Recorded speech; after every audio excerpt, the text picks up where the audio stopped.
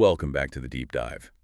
We're time-stamping this one for February 2026, and we're looking at a UK property market that seems to have a really serious case of whiplash. It really does. It's a fascinating contradiction. We've got this new data from Knight Frank. Right, and our mission today is to figure out why the numbers are screaming boom one minute and bust the next. Well, if you just look at the volume, you'd think things were great. Offers accepted in London, they were up 34% in December compared to the year before. 34%. Yeah. And up again in January. Up another 12%. So on paper, the market looks like it's on fire.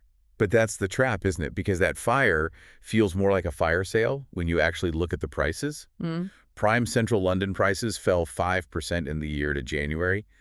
That doesn't scream confidence to me. No, it screams capitulation. It's sellers finally accepting that, the prices from a year or two ago just aren't coming back. So a false dawn, as Tom Bill from Knight Frank called it. That's the perfect phrase for it. It's a classic supply-demand mismatch.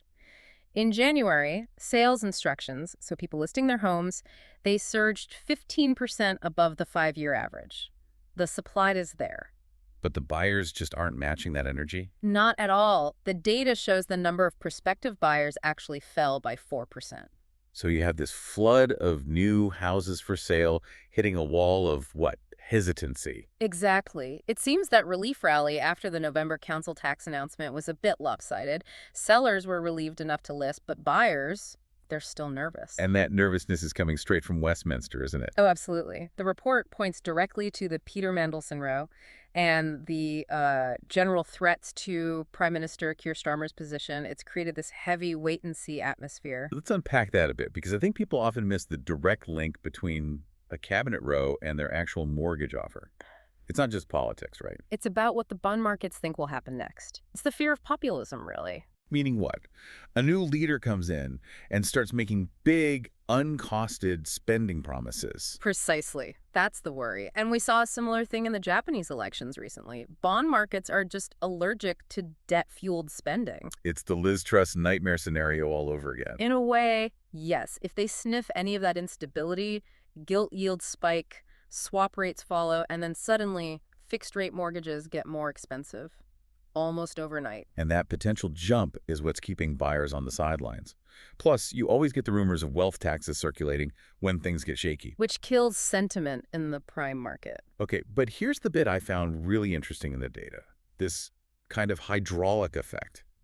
This surplus of sales inventory, it isn't coming from nowhere. You've hit the nail on the head. It's directly connected to the crisis in the rental market. It is. A huge chunk of the people flooding the sales market with that 15% surge. They're landlords. They're running for the exits. Because of the Renters' Rights Act, the one coming in May. That's the deadline everyone's watching. We're seeing severe regulatory fatigue. Landlords are looking at the end of Section 21 evictions, the talk of rent controls. And they're just deciding to cash out instead. Exactly. So they list their property for sale. Which swells the sales inventory, but at the same time, it strips the rental market completely bare. And the numbers are just staggering. Rental listings are down by a third compared to pre-pandemic 2019 levels. We are seeing a structural evaporation of rental stock. Which, of course, sends rents through the roof. Supply and demand is undefeated. Prime outer London rents jumped 2.7% in January alone. Wow. That's the sharpest rise since mid-2024.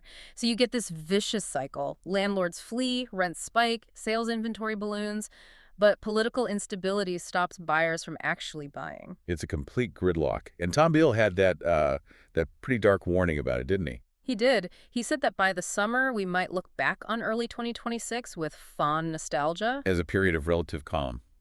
It's just worrying. It implies we're in the eye of the storm right now, and that once the act actually lands in May, things could get significantly worse. Well, that leaves us with a provocative thought to wrap up on. If landlords are selling to escape regulation, but buyers are too scared of the government to buy, we're heading toward a kind of housing limbo. Who exactly is left to hold the keys if neither the owners nor the renters can find what they need? That is the question that's going to define the rest of 2026. Thanks for listening to this deep dive. We'll be watching the bond markets and the polls very closely. Catch you next time.